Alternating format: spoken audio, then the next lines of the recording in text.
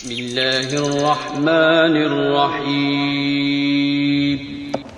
Assalamualaikum warahmatullahi wabarakatuh. Innal hamdalillah nahmaduhu wa nasta'inu wa nastaghfiruh wa na'udzu billahi min syururi anfusina wa min sayyiati a'malina. May yahdihillahu fala mudhillalah wa may yudhlil fala hadiyalah. Asyhadu an la ilaha illallah wahdahu la syarikalah. Asyhadu anna Muhammadan abduhu wa rasuluhu man la nabiyya ba'dah. Ikhwan fillah, jamaah salat maghrib azanillah wa iyyakum, kita lanjutkan pembahasan kitab Sahih Fiqh Sunnah. Sekarang kita memasuki pembahasan at-taharatul hukmiyah. Taharah hukmiyah. Pada awal pembahasan saya sampaikan bahwa taharah itu ada dua. Ada taharah hakikiyah, ada taharah hukmiyah.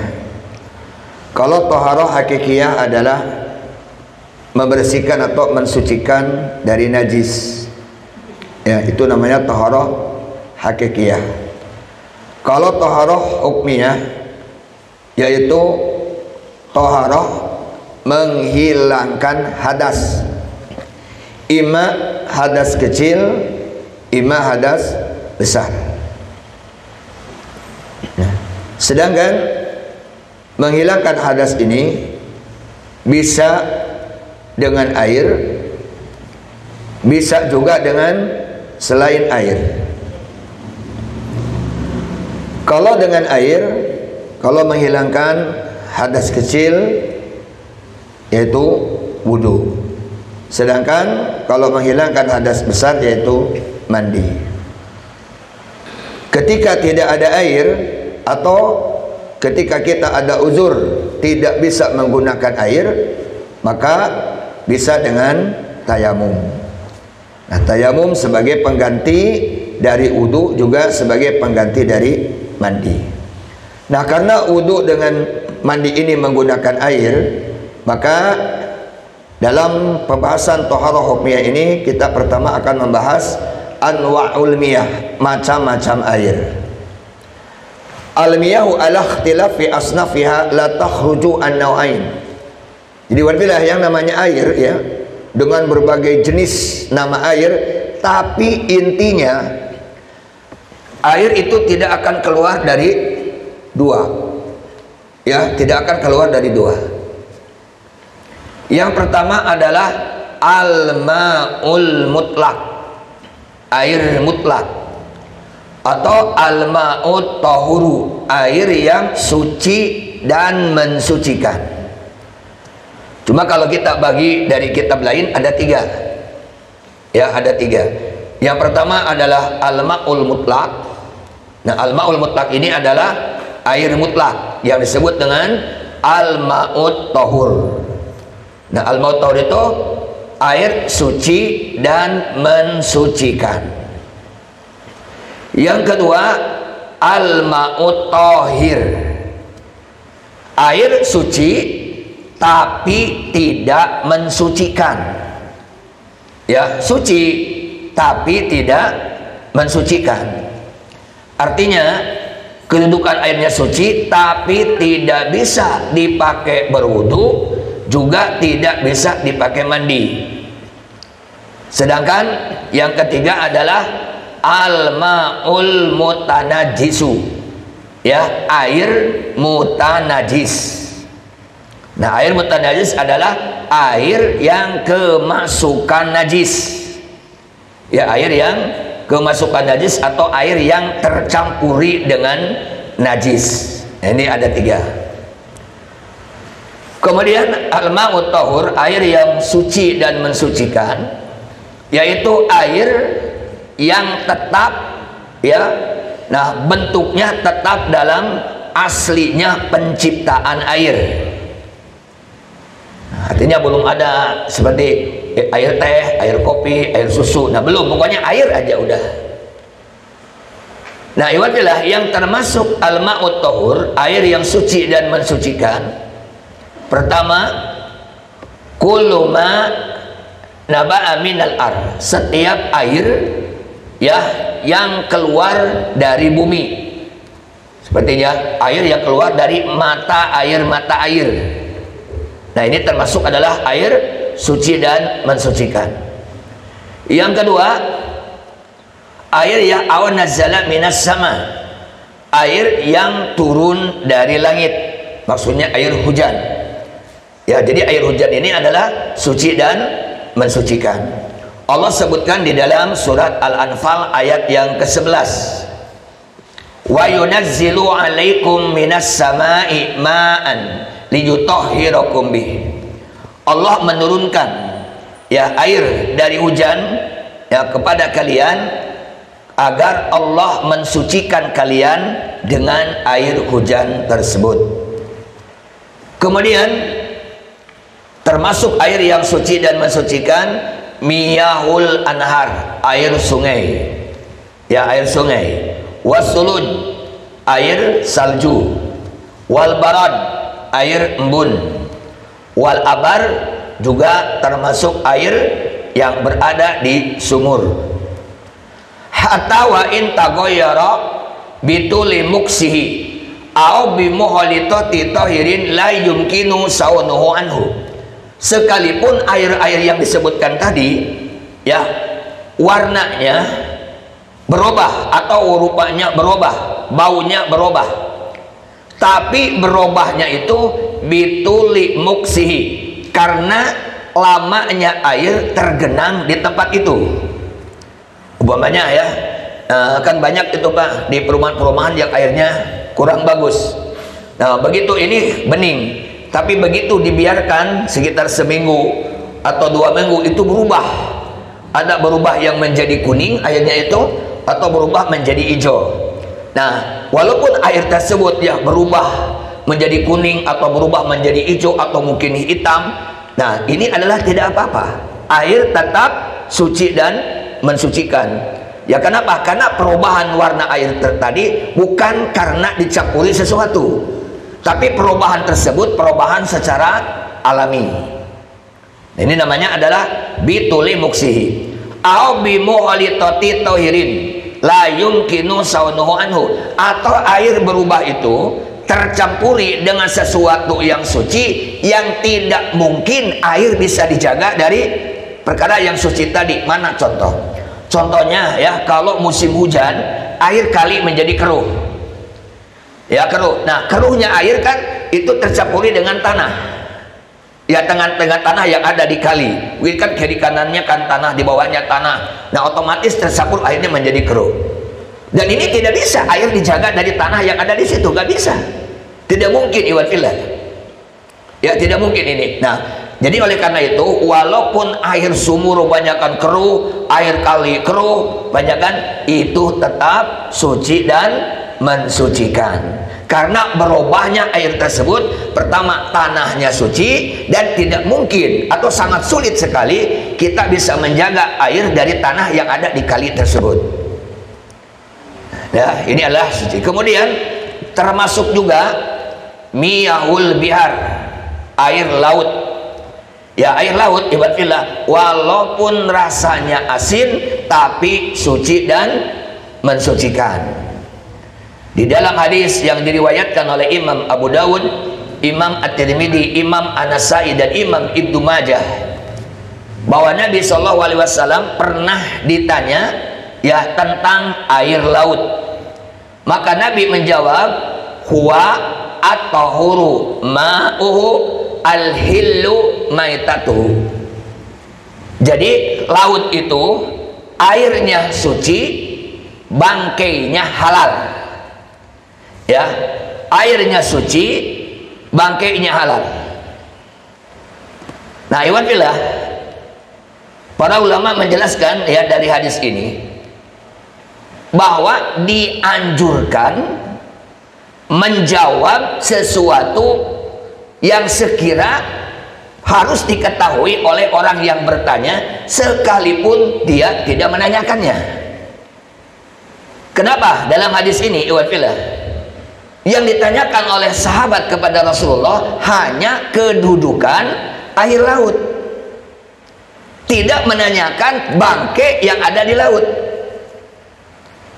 Tapi karena yang bertanya adalah orang yang biasa berlayar di laut, tidak menutup kemungkinan suatu saat dia mendapatkan bangkai ikan.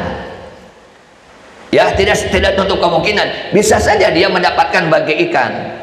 Nah, ketika dia banyak satu saat menemukan bangkai ikan, tidak perlu bertanya lagi ke Rasulullah, karena oleh Rasul sudah dijelaskan laut itu airnya suci, bangkainya halal.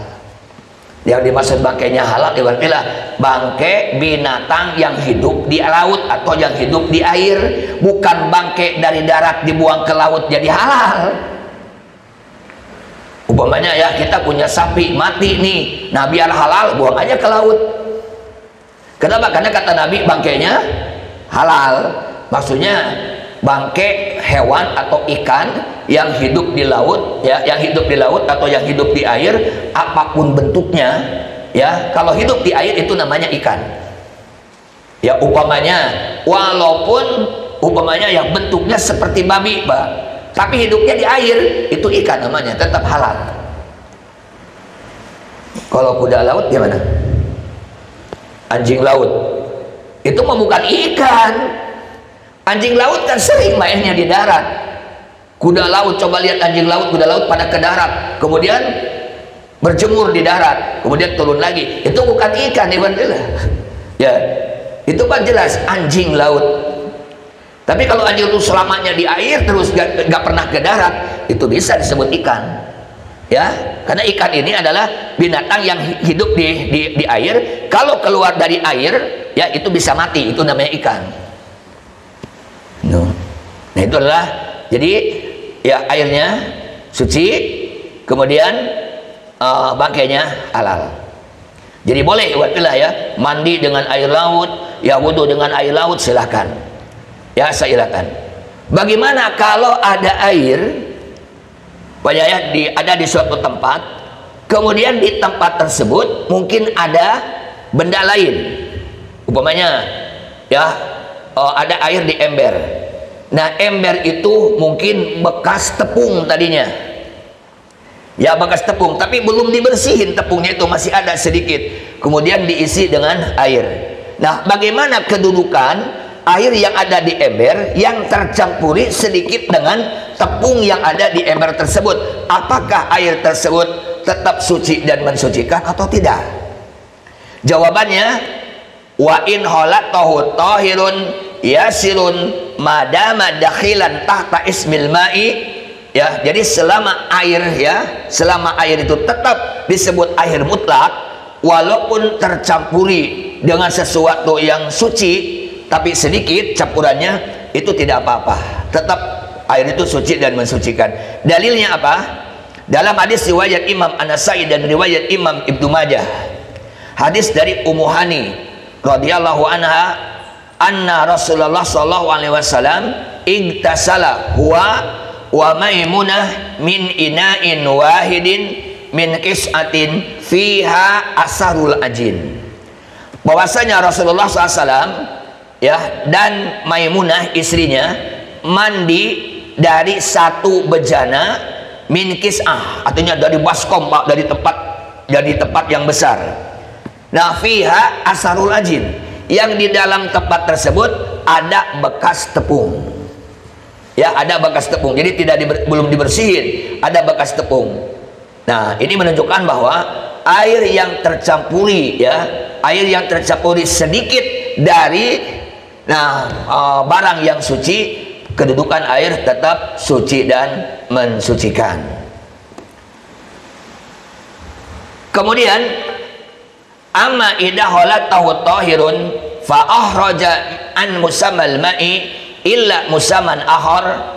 Bagaimana kalau air ini, Pak, tercampuri dengan perkara yang suci dan air tersebut keluar dari air mutlak? Contohnya seperti air teh, ya, air teh. Ini air apa? Air kopi. Ini apa? Air susu. Bagaimana? Nah, itu adalah masuk ke nomor 2. Suci tapi tidak mensucikan. Ya, suci tapi tidak mensucikan. Berarti Bapak ya, tidak boleh wudhu atau mandi besar pakai teh botol, nggak boleh. Umpamanya ya, ada yang nadar umpamanya, nanti kalau saya sembuh saya akan mandi junub pakai Sprite. Boleh? Nggak boleh. Sprite suci tapi tidak mensucikan. Teh suci tapi tidak mensucikan. Ya, air susu suci tapi tidak mensucikan. Nah, ini adalah ya, la yajud, tidak boleh bersuci dengan air yang seperti itu. Begitu juga iwan fillah, tidak boleh bersuci ya. Nah, ini umpamanya di kampung-kampung ya, ada yang namanya ma'us syajar. Ma'us syajar itu air yang keluar dari pohon, Mbak. Biasanya ada pohon ya, kalau ditebang itu langsung keluar air, Mbak. Ya, keluar air. Nah, atau wa ma'un asqal, atau air yang keluar dari akar-akaran. Biasanya ada juga ya, akar tertentu itu kalau dipotong itu, Pak, itu airnya banyak, Pak. Bisa ditadahin. Nah, para ulama menyebutkan sudah ijma, ini kata Imam Ibnul Mundir, ya, kata Imam Ibnul Mundir, sudah ijma, sudah sepakat para ulama berpendapat tidak boleh bersuci dengan air yang keluar dari pepohonan atau air yang keluar dari akar-akaran. Ini tidak boleh. Kenapa? Karena ini adalah ya, namanya bukan air, Bang. Itu ya, itu sudah air apa? Air pohon, air akar, atau termasuk banyakan bersuci dengan air kelapa. Ya, kita kelapa muda banyak kan, nah itu tidak boleh. Kemudian iwan fillah, nah inilah yang disebut dengan air suci tapi tidak mensucikan. Ini yang kedua. Yang ketiga adalah al-ma'ul mutanajisu, adalah huwa alladhi khalaqahu najasatun wa assarat fi ahadi awsafihi faghayyarat rihuhu aw launuhu aw ta'muhu. Nah, jadi iwan fillah yang disebut dengan air al-mutanajis, yaitu air yang tercampuri najis, dan najis tersebut berpengaruh terhadap salah satu sifat air. Ya, najisnya, ulang lagi. Jadi najis tersebut adalah mempengaruhi ya salah satu sifat air. Apa yang dimaksud dengan salah satu? Pertama, baunya, atau warnanya, atau rasanya. Jadi umpamanya ada air, alhamdulillah air, kemudian ada najis masuk. Nah, salah satunya tiga tadi berubah. Pertama banyak kan, berubah adalah apanya? Baunya. Warnanya tidak. Warnanya tetap bening, banyak aja, tapi baunya berubah. Ya, jadi setelah masuk najis ke situ, baunya menjadi berubah. Atau baunya tidak, tapi warnanya berubah. Atau banyak kan, bau dan warnanya tidak, tapi rasanya berubah. Tapi kalau rasa kayaknya agak susah. Kenapa? Coba Bapak ya, kalau ada bangkai tikus ya jatuh ke ember, berani nggak nyicipin? Ya, umumnya kan bau enggak ini, airnya tetap bening, tapi rasanya berubah enggak? Kira-kira mau nggak? Nyiduk dulu gitu, Pak. Kemudian di apa? Dirasa-rasa ini berubah enggak nih? Kayaknya agak susah ini kalau masalah rasa ya, berarti. Ya. Nah, jadi yang nampak ya, yang nampak adalah warna atau bau. Ya, ini jelas ya, ini jelas. Jadi kalau banyak berubah ya, kalau berubah salah satu dari yang tiga tadi, maka air tersebut menjadi air mutanajis. Tapi ya, tapi walaupun nih, bagaimana kalau najis masuk ke dalam air? Begini, iwatilah. Ini adalah ada perbedaan di kalangan para ulama. Pertama nih ya, kita bagi dulu. Air itu ada dua. Ada air banyak, ada air sedikit. Air banyak minimal 2 kulah. Ya, itu minimal 2 kulah. Dan para ulama kontemporer menyebutkan 2 kula itu ukurannya 60 cm persegi. Itu air, itu 2 kula namanya. Jadi kalau kita di rumah punya bak ya, punya bak. Nah kalau bak ini punya ya, dalam lebarnya itu 60 cm, berarti itu air banyak. Itu disebutnya air 2 kula. Tapi kalau tempat airnya kurang dari 60 cm persegi tadi, berarti itu masuknya ke dalam air sedikit namanya. Bagaimana iwan fillah? Begini, ada perbedaan. Kalau Imam Malik ya rahimahullah ta'ala, kalau umpamanya ada bangkai tikus ya, ada bangkai tikus jatuh ke dalam air. Nah kalau Imam Malik berpendapat baik air ini air banyak ataupun air sedikit, selama tidak berubah salah satu yang 3 tadi, maka air tetap suci dan mensucikan. Ini Imam Malik. Tapi Imam Syafi'i rahimahullahu ta'ala, kalau bangkai yang jatuh ke dalam air, bangkai binatang yang ketika dibunuh mengalirkan darah, contoh tikus. Coba kalau tikus kita bacok, keluar darahnya mengalir. Tapi kalau kecoa, cecak ya, bahasa capung, laron, itu kan lalat, ini kan kalau dibunuh tidak ada air darah yang mengalir, gak ada.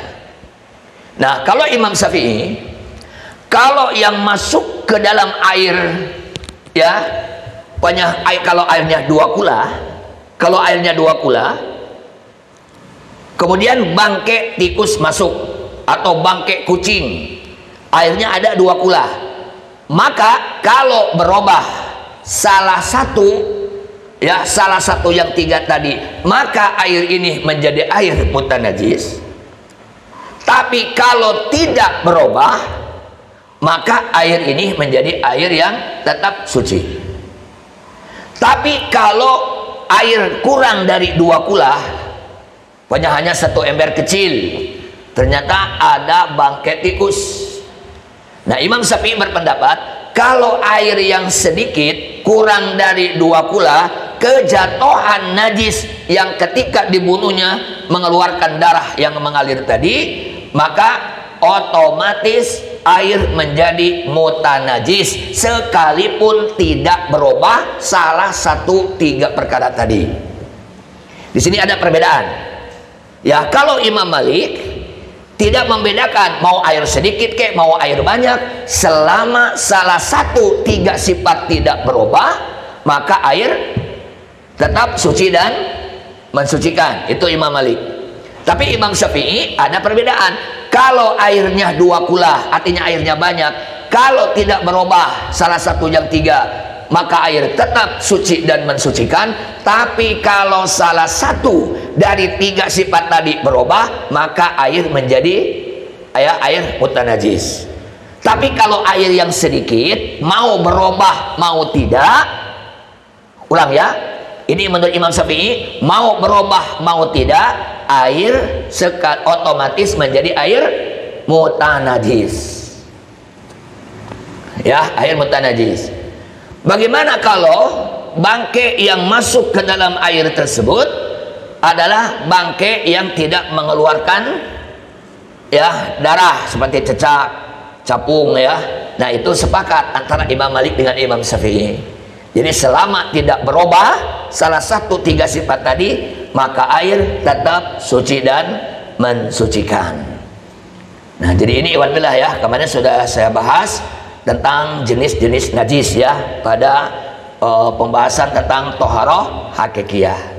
Nah jadi inilah Pak ya, jadi air ini ya walaupun mungkin namanya banyak, jenisnya banyak, intinya cuma ada 3. Ada air suci dan mensucikan, ada air suci tapi tidak mensucikan, ada air mutanajis ya, ada air mutanajis.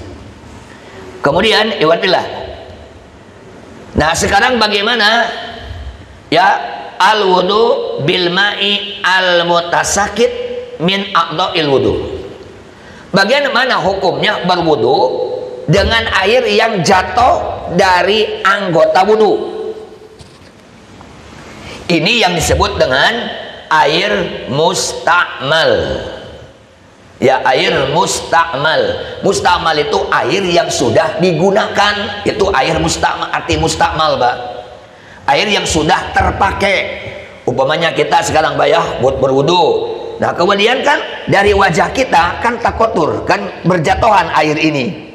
Ya, berjatuhan. Umpamanya kita berwudu, kemudian air yang sudah kita digunakan untuk mencuci wajah, mungkin dia ditadahin lagi pakai baskom atau pakai ember. Banyak kan? Atau kita mencuci tangan. Nah, kemudian kan berjatuhan. Nah, ini yang jadi pertanyaan, bagaimana air yang sudah terpakai tadi, yang jatuh dari salah satu anggota wudhu, apakah air ini tetap suci dan mensucikan atau tidak? Ini namanya air apa? Mustakmal.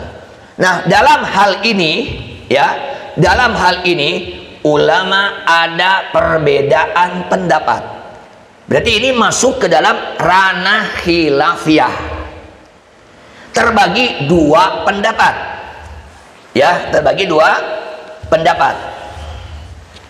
Nah, pendapat pertama, ya, pendapat pertama, air tersebut adalah tetap suci dan mensucikan.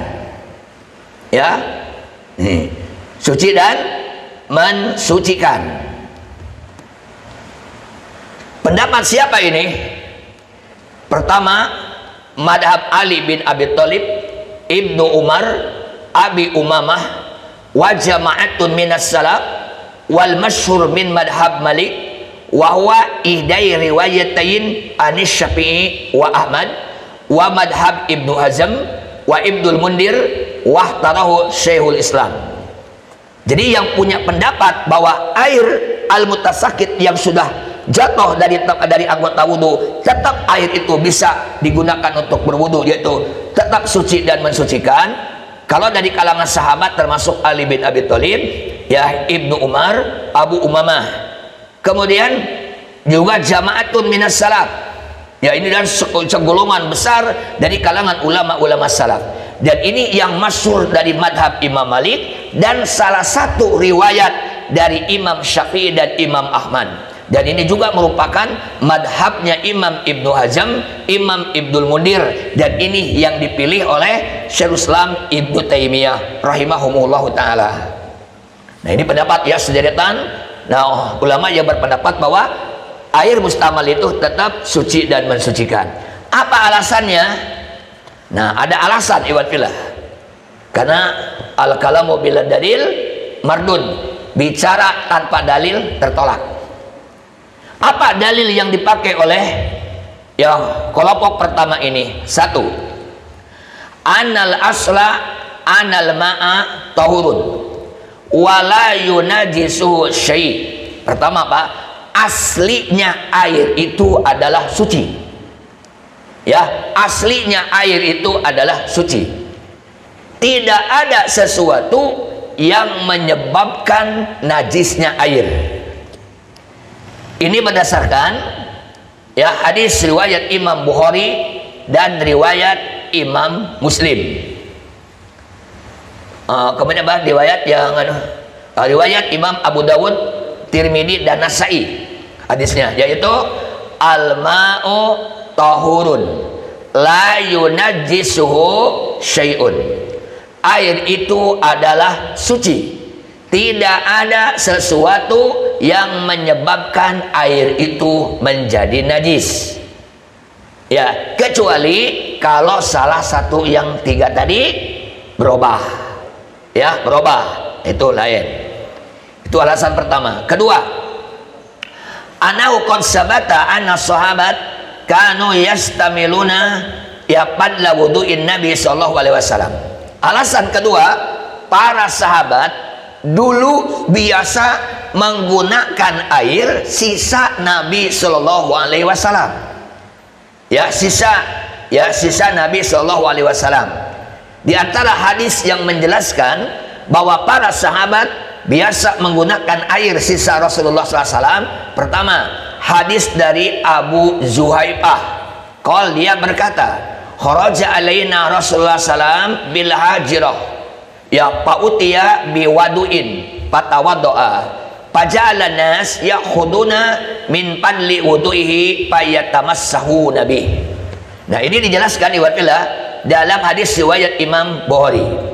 Kata Juhaibah, pada suatu hari ya, yaitu Nabi SAW datang kepada kami bil hajirah, pada waktu tengah hari. Ya, jadi pada waktu tengah hari Nabi SAW datang, lalu beliau diberi air untuk berwudu. Kemudian Nabi SAW berwudu. Nah, setelah Nabi SAW berwudu, masih ada air sisa wudu Nabi SAW. Kemudian paja'alan nas yakhuduna min padli wudu'ihi. Kemudian para sahabat pada mengambil air sisa wudunya Nabi SAW, payatamassahu nabi, lalu mereka mengusap-ngusap air tersebut ke dalam tubuhnya. Nah, kalau ini adalah najis banyakan, nah masa iya sahabat mengusap-ngusap air tersebut ke dalam tubuhnya. Qala al-Hafidh, kemudian al-Imam Ibnu Hajar al-Asqalani rahimahullah dalam kitab Fathul Bari Syarah Bukhari jilid pertama halaman 353 menyebutkan, wa yuhtamalu ayyakunu tanawalu man sala min a'dha'i wuduhi sallallahu alaihi wasallam. Wa fihi dilalatun bayyinatun ala taharatil ma'i al-mustamal. Kata al-Imam ya Ibnu Hajar al-Asqalani rahimahullah, yang dimaksud dengan hadis tadi wayutama, ini dimungkinkan para sahabat itu mengambil air yang mengalir di anggota wudunya Nabi Shallallahu Alaihi Wasallam. Ya, berarti fihi dilalatun bayyinatun ala taharatil ma'i al-mustamal. Di dalam hadis ini ada dalil yang begitu jelas yang menunjukkan sucinya air mustamal. Kemudian hadis kedua yang menjelaskan sahabat suka menggunakan air sisa Nabi, dalam hadis Miswar bin Mahromah. Ini hadis ini diriwayatkan ya oleh Imam Bukhari juga. Disebutkan wa idza tawaddoa Nabi sallallahu alaihi wasallam kadu yaqtatuluna ala wudu'ihi. Apabila Nabi sallallahu alaihi wasallam berwudu, para sahabat suka rebutan untuk mengambil sisa wudunya Nabi sallallahu alaihi wasallam. Dalil ketiga, hadis dari Abu Musa al-Ash'ari radhiyallahu an, beliau mengatakan, Anal salam da'a biqadahin fihi ma'un, bahwa Rasulullah ya meminta wadah yang besar yang di dalamnya diisi air. Pagosala yadaihi wa wajihi fi, lalu Nabi mencuci kedua tangannya dan mencuci wajahnya ya dalam bejana tersebut. Wa mahan fihi, bahkan wa majafi, bahkan Nabi meludah ya, meludah ke bejana tersebut. Summa qala lahu wali Bilal, lalu Nabi bersabda kepada Abu Musa al-Ash'ari dan kepada Bilal, jadi dua orang. Apa kata Nabi ya,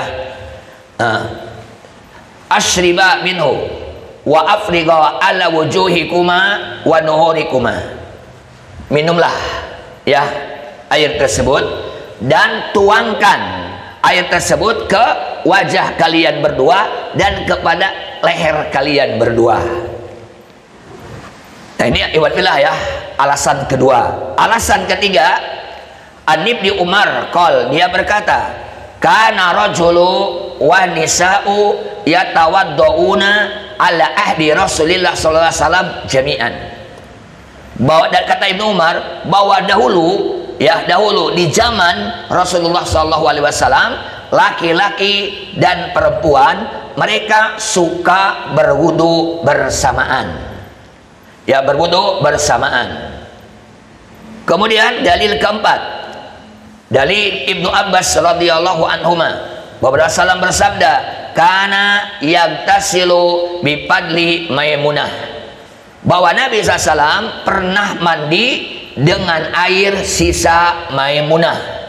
Jadi pertama Maimunah dulu yang mandi, ya, mandi junubnya, airnya masih tersisa, lalu digunakan oleh Nabi SAW untuk mandi. Ini hadis riwayat Imam Muslim.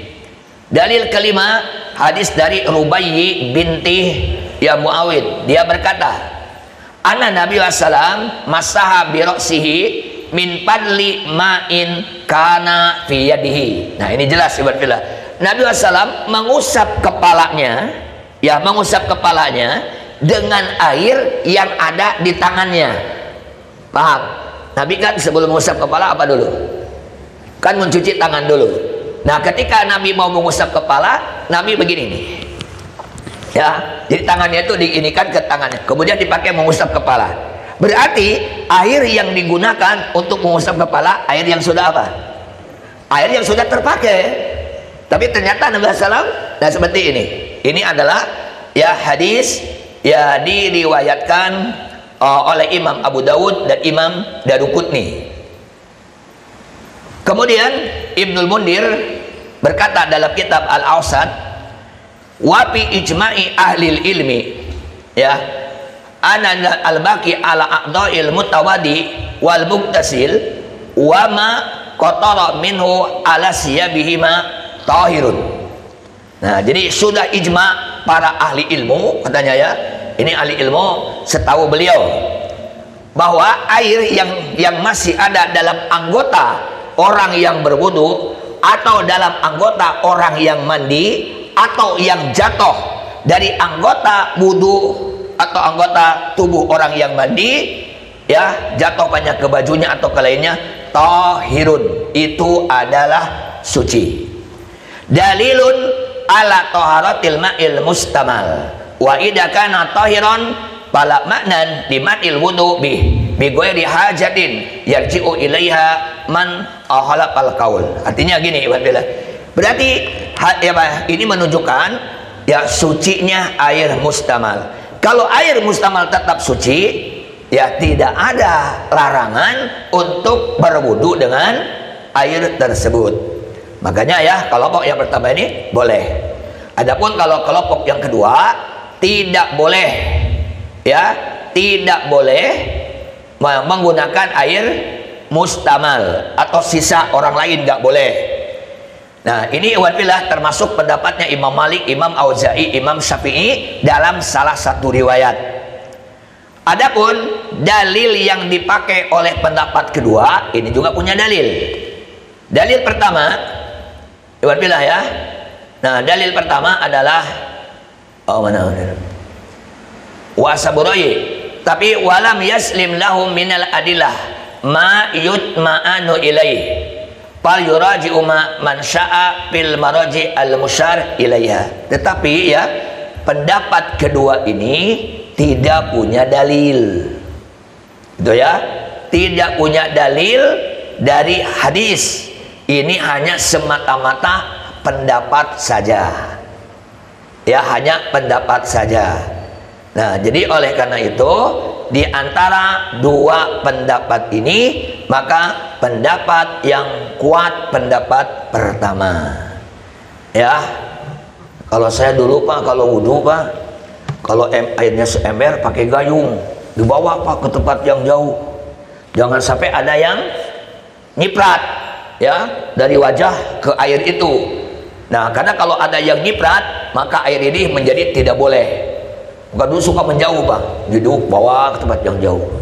Dan ya ini kenapa? Karena dulu diajarinya, kalau kita ketika belajar kitab Safinatun Najah, Sulak Taufik, Sudah Munajat, Takrib, Yadul Badi'ah, ya, termasuk Fathul Mu'in, seperti itu, gitu kan, ya. Karena itu adalah kitab-kitab yang bermadhab Syafi'i. Bukan kitabnya Imam Syafi'i, tapi kitab-kitab yang bermadhab kepada Imam Syafi'i. Nah jadi ini wafilah mengenai air mustamal, ya. Tapi karena ini adalah masalah fikih dan ini termasuk juga masalah hilaf, ya, Nah kalau banyak di antara bapak-bapak, saya mau Ustaz mau ngikutin pendapat yang tidak boleh, ya silakan saja ya, silakan saja. Ya kan? Ini bukan masalah akidah. Kalau akidah gak bisa ditawar-tawar ya. Akidah harus paten harga mati kalau akidah. Kalau masalah fikih, ya memang kalau bapak punya alasan gitu kan ya, monggo. Karena memang ulama pun seperti Imam Malik, Imam Auza'i, Imam Syafi'i dalam satu riwayat mereka mengatakan seperti itu. Cuma menurut penelitian penulis kitab ini, mereka tidak memiliki dalil ya secara syar'i, itu hanya menggunakan dalilnya dalil akli, tidak ada dalil syar'i. Begitu. Kalau dalil syar'i itu Quran atau hadis, itu namanya dalil syar'i. Kalau dalil akli berdasarkan akal, logika. Ya. Jam berapa? Isya? 27. Nah, kemudian Iwan Billah,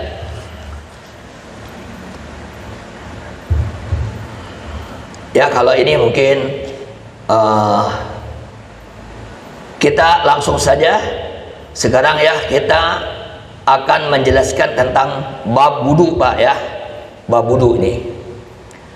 Nah, wudu ya, ada wudu, ada wadu, itu beda Pak. Kalau wudu ya, itu didomahkan wawunya, artinya berwudu.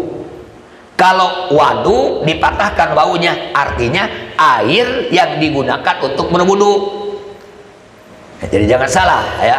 Kalau airnya, nah air yang akan digunakan untuk berwudu namanya wadu namanya. Ya, wadu. Kalau wudu yaitu melakukan wudunya. Nah, Iwan Billah, sekarang adalah mengenai disyariatkannya wudu. Jadi wudu ini ya disyariatkan berdasarkan Al-Quran, berdasarkan Sunnah, berdasarkan ijma. Adapun Al-Quran diantaranya adalah surat Al-Maidah ayat yang ke-6, yaitu ya ayyuhalladzina amanu idza qumtum ilas sholati fagsilu wujuhakum wa aydiyakum ilal marafiq wamsahu biru'usikum wa arjulakum ilal ka'bain. Wahai orang-orang yang beriman, apabila kalian ingin ya menegakkan salat, ingin mengerjakan salat, maka basuhlah wajahmu dan kedua tanganmu sampai sikut, dan sapulah kepalamu dan cucilah kakimu sampai kedua mata kakinya. Nah, ini kan jelas ya. Adapun hadis pertama, hadis dari Abu Hurairah bahwa Rasulullah bersabda, la tuqbalu sholatu ahadikum idza ahdasa hatta yatawaddoa. Tidak diterima sholat salah seorang di antara kalian apabila hadas hingga dia berwudu.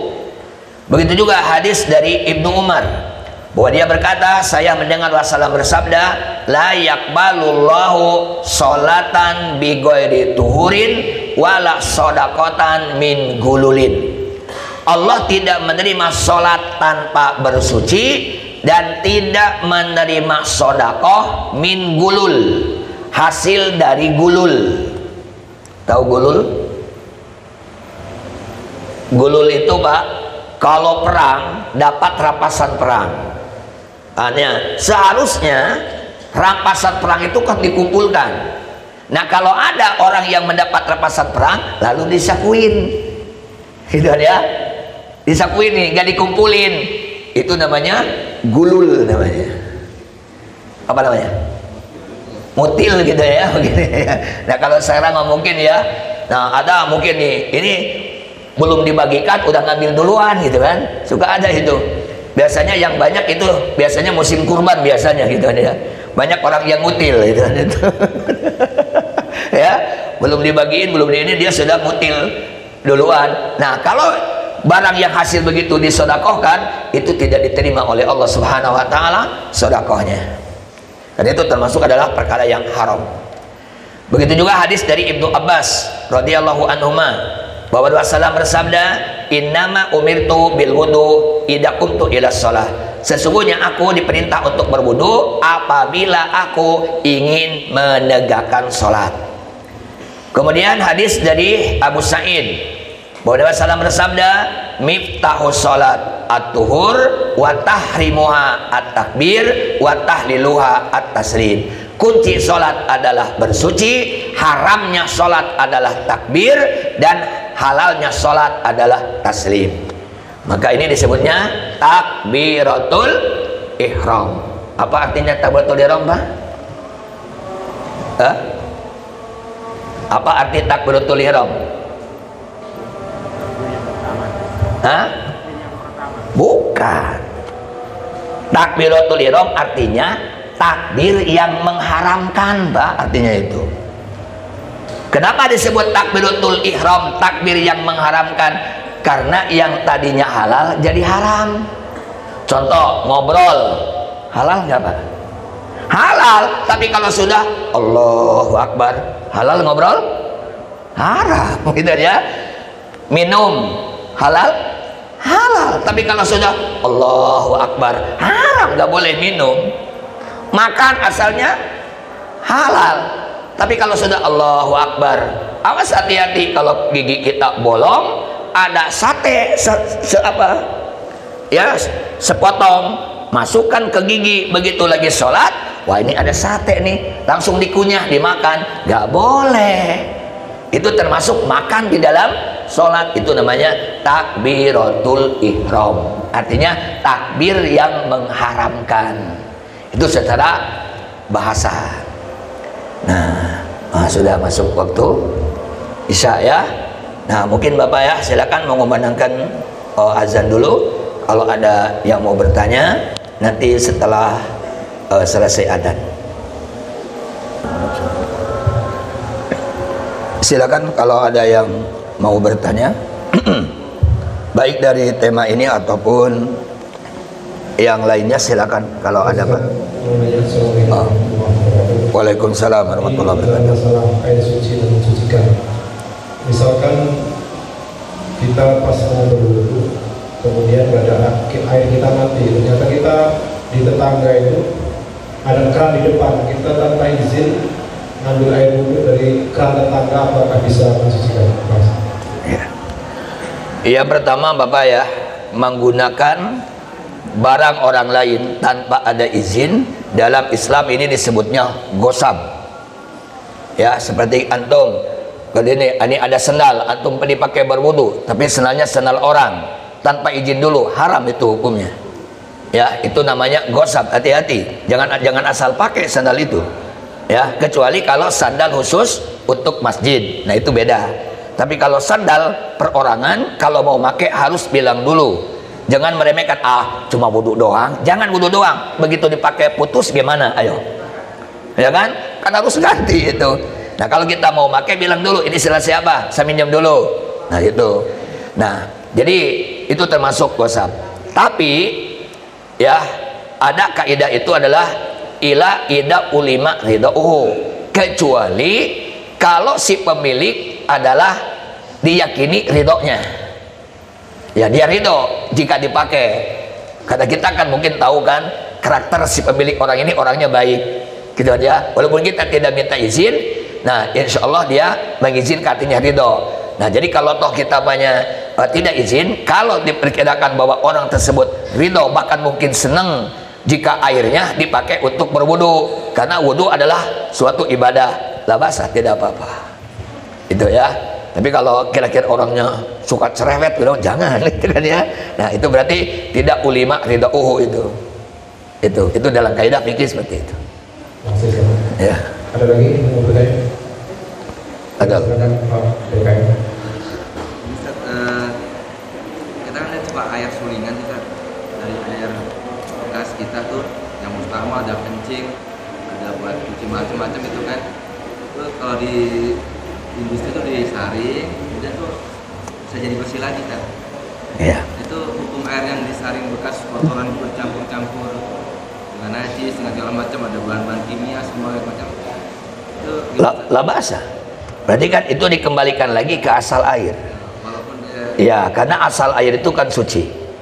Ya, jadi asal air itu adalah suci, kemudian mungkin tercampuri dengan berbagai macam. Kemudian sekarang mungkin dengan teknologi ini bisa disaring, bisa diolah sehingga air ini bisa menjadi suci lagi.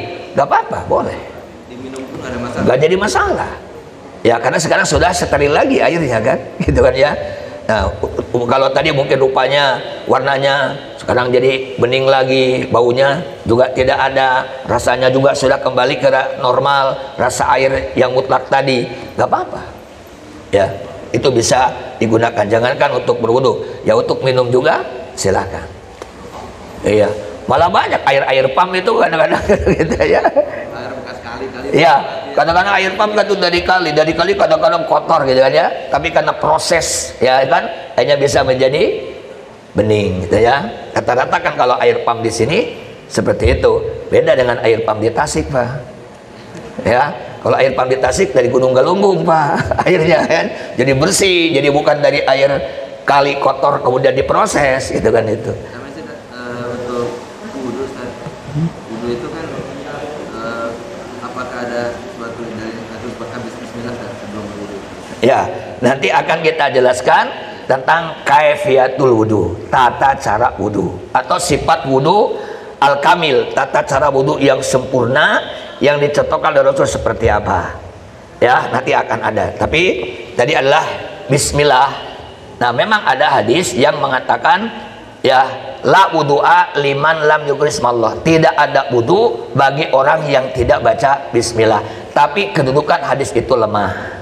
Ya. Nah, sehingga para ulama kalau melihat kepada hadis itu berarti baca bismillah itu menjadi wajib karena tidak ada wudu.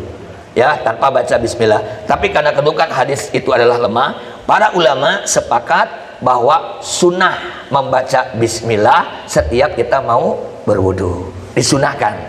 Ya, tapi nanti kita jelasnya adalah dalam bab tata cara wudu nanti insyaallah. Ya, silakan. Kan tadi di Al-Maidah kan tuh wajib wudu muka, tangan, kepala, sama kaki. Sementara Rasulullah kan lebih jelas ada cuci tangan, ada kumur, ada cekak, sama telinga itu sampai kecil banget kan. Ya. Jika kita wudu dengan yang di Al-Quran beda sah kan? Iya. Maka para ulama ya kalau di dalam Al-Quran ini itu disebutnya sebagian ulama itu adalah rukun wudu. Ya, jadi mencuci wajah, tangan, mengusap kepala dan kaki itu namanya rukun wudu. Adapun kita banyak berkumur-kumur dulu, menghirup air ke hidung, mencuci tangan dulu, bertelapak tangan 3 kali, itu termasuk mustahabul wudu, perkara-perkara yang disunahkan di dalam wudu. Begitu. Nanti akan kita jelaskan juga karena ada sebagian ulama bahwa yang berpendapat seperti berkumur-kumur atau istinsak itu termasuk wajib, bukan sunnah. Ya, tapi kalau mayoritas para ulama itu termasuk perkara yang disunahkan ketika kita berwudu. Jadi seandainya kita wudunya tanpa berkumur-kumur dulu, tanpa ini langsung saja cuci wajah, kalau berbicara sah, sah. Gitu ya, sah. Cuma kan kita bukan hanya sebatas sah. Karena kata Nabi, man tawaddo'a misla wudu'i hada ghufira lahu ma taqaddama bidzanbi. Siapa yang berwudu seperti wuduku ini, maka akan diampuni dosa-dosa yang telah lalu. Jadi kalau kita wudunya hanya garis besarnya saja, kalau berbicara sah, cuma wudu yang seperti itu tidak akan menghapus dosa-dosa yang lalu, gitu loh. Nah, sekarang kan bagaimana supaya dosa-dosa kita pun dihapus ya dengan wudu kita? Maka ikuti bagaimana cara wudu Nabi Shallallahu Alaihi Wasallam. Insya Allah nanti akan dipraktekkan ya cara wudu Nabi berdasarkan hadis mulai dari awal sampai akhir seperti apa. Karena saya lihat ya, nah afwan ya, hewan-hewan ini kalau wudu yang paling keliru dalam mengusap telinga. Saya lihat ada 3 cara ngusap telinga, malah 4. Yang pertama kalau ingat telinga ada yang bareng. Yang kedua ada yang gantian. Ya, yang ketiga kanan dulu 3 kali, kiri dulu, lalu kiri 3 kali. Nah, sebetulnya iman fillah, wudu yang semacam ini belum mengikuti wudunya Rasulullah. Ya, nanti hadisnya yang sahih, ya, kalau Nabi wudunya tidak pakai penutup kepala, Nabi wudunya tangan di depan, kebelakangkan, kedepankan lagi, telunjuk masukin ke telinga, ibu jari di luar. Nah begini, jadi begini, ke depan masukin. Nah marotan wahidah, hanya satu kali. Jadi bukan begini ya, gitu kan itu. Nah ini nanti akan dijelaskan hadis-hadisnya nanti insyaallah ya. Jadi sifat wudu Nabi seperti apa? Kenapa? Karena mau tidak mau, karena Rasulullah SAW diutus oleh Allah itu ya sebagai uswatun hasanah, sebagai contoh yang baik bagi kita. Itulah ya. Nah insyaallah ya lagi mungkin ya 2 pekan yang akan datang nanti kita akan membahas mulai dari keutamaan berwudu ya apa saja, kemudian termasuk cara wudhu yang sempurna yang dicontohkan oleh Rasulullah Shallallahu Alaihi Wasallam. Insyaallah mungkin sampai di sini kajian untuk malam hari ini. Mohon maaf apabila ada kelebihan kekurangan. Assalamualaikum warahmatullahi wabarakatuh. Waalaikumsalam warahmatullahi wabarakatuh. Terima kasih. Innallaha wa malaikatahu yusalluna